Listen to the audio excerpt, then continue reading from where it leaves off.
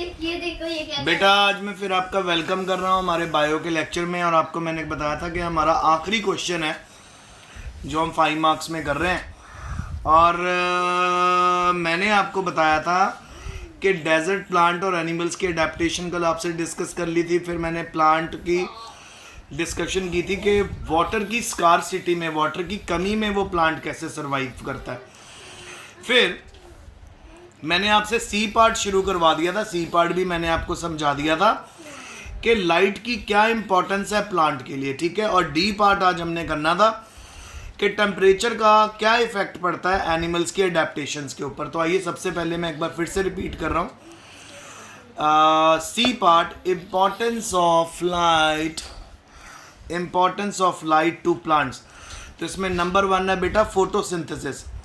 तो आप सभी जानते हो लाइट बहुत ज़रूरी है फोटोसिंथेसिस के लिए। तो कितना फोटोसिंथेसिस होता है वो डिपेंड करता है बेटा क्वालिटी पे, इंटेंसिटी पे और ड्यूरेशन ऑफ लाइट के ऊपर, इनके ऊपर डिपेंड करता है। फिर नंबर 2 पे है बेटा प्लांट ग्रोथ।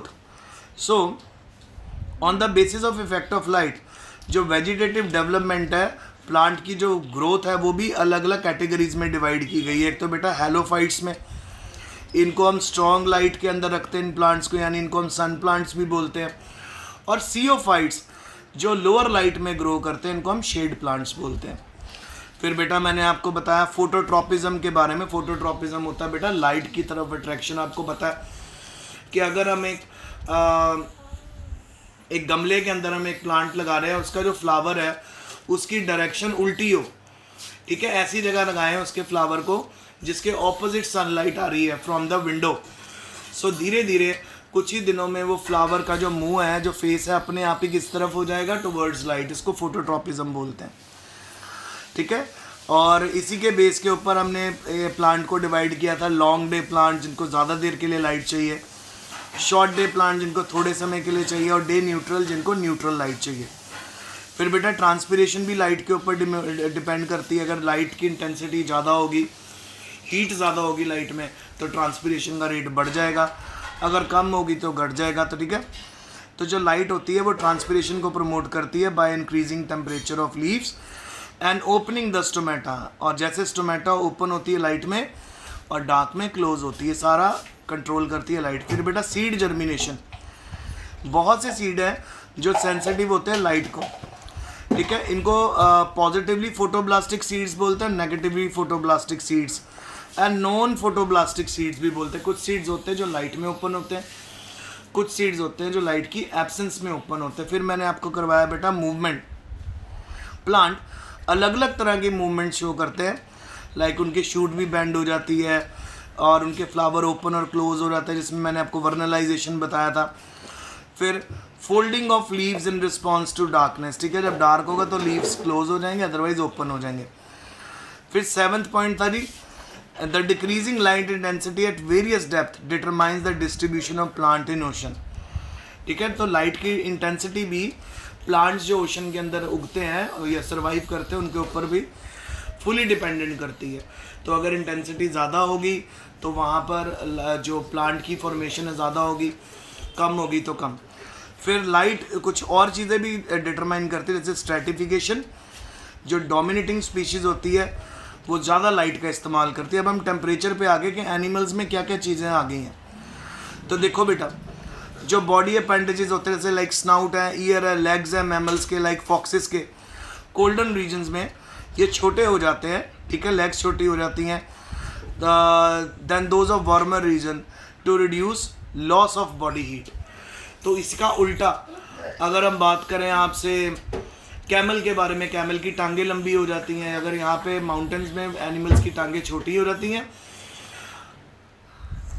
डेजर्ट में लंबी हो जाती हैं ताकि वो हीट से बच सके, ठीक है। फिर ये देखिए बेटा, जो बर्ड्स और मैमल्स होते हैं कोल्डर रीजन के, वो बड़े होते हैं साइज़ में। वार्मर रीजन के जो बर्ड और मैमल आपको मिलेंगे उनका साइज़ छोटा होता है, ठीक है, जिससे उनका जो हीट लॉस है वो कम हो जाता है। आगे क्योंकि बर्ड और मैमल जो आपको कोल्डर रीजन में बड़े मिलेंगे, उसके उनकी जो बॉडी के अंदर की जो हीट होती है वो लॉस नहीं होती।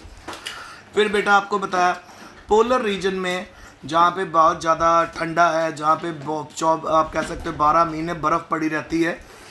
जो एक्वेटिक मैमल्स होते हैं, पानी में रहने वाले मैमल्स होते हैं, उनकी बॉडी के ऊपर थिक लेयर होती है जिसको हम ब्लबर बोलते हैं, ठीक है, फैट की बनी होती है, और ये इंसुलेटिंग लेयर का काम करती है और बॉडी की हीट को बाहर नहीं निकलने देती और बॉडी का टेम्परेचर भी रेगुलेट करती है। और फोर्थ पॉइंट देखिए, ठंडे एरिया में एनिमल्स हाइबरनेशन में चले जाते हैं, जिसको हम विंटर स्लीप बोलते हैं, उनकी एक्टिविटीज़ कम हो जाती हैं। इसी तरह बेटा मुलर एक एनिमल है जो बॉडी के अंदर टेम्परेचर का इंक्रीज शो करता है और क्रॉसिंग ओवर भी ड्रोसोफिला में कैसे बढ़ती है, बॉडी की हीट होती है। फिर लास्ट है बेटा शॉर्ट और long day term migration and dependent upon temperature. अगर कहीं पे तापमान बढ़ रहा है, टेम्परेचर बढ़ रहा है, तो वहाँ से एनिमल्स खासकर बर्ड्स एक ऐसे रीजन में चली जाती हैं जहाँ पे टेम्परेचर कम है और सरवाइव करती हैं। अच्छा फिर नेक्स्ट है बेटा effect of water scarcity and adaptation in animal. बेटा स्पाइनी लिजर्ड्स जो होती हैं ऑस्ट्रेलिया में पाई जाती हैं, ये इनके पास हाइग्रोस्कोपिक ग्लैंड होते हैं जो इनकी स्किन में प्रेजेंट होते हैं और ये मॉइस्चर में से सारा और सैंड में से जो वाटर है उसको एब्जॉर्ब करते रहते हैं। इसी तरह कैंगरू रैट जो होता है वो ड्राई सीड्स खाता रहता है और वाटर के ऊपर डिपेंड करता है from the respiratory breakdown of fat. उसकी बॉडी में जो फैट ब्रेकडाउन होता है और वहाँ से उसको वाटर मिलता रहता है और इसका यूरिन भी सॉलिड होता है और फीसिस भी ड्राई होती हैं। और फाइनली कैमल के बारे में तो मैंने आपसे बहुत बातें कर ली कि कैमल बड़ा इकोनॉमिकल कंज्यूम करता है वाटर को। कैसे? एक तो ये ब्लड स्ट्रीम के अंदर मॉइस्चर मेंटेन करके रखता है, ठीक है, 1 मिनट अभी मत जाना, और ड्राई फीसिस प्रोड्यूस करता है, यूरिन कंसनट्रेटेड प्रोड्यूस करता है, और जब पानी की कमी होती है ये अपने यूरिया को भी बॉडी में स्टोर करता रहता है और यूरिन करता ही नहीं उस समय। और जितने भी डेजर्ट रैबिट्स हैं वो, रुको, जितने भी डेजर्ट रैबिट्स हैं, डाल देना थोड़ी कटोरी में, जितने भी डेजर्ट रैबिट्स हैं वो फीड होते हैं सक्युलेंट प्लांट्स पे और उनमें से वो पानी ले लेते हैं। तो डेजर्ट रैबिट्स को अगर पानी की कमी हो रही तो कहाँ से लेने लग जाएंगे? वो सक्युलेंट प्लांट से। तो ये आज का लेक्चर है, इसको अच्छे से आप समझ लेना बेटा। कल आपको नया चैप्टर शुरू करवा रहा हूँ, ecosystem structure and function. Take care.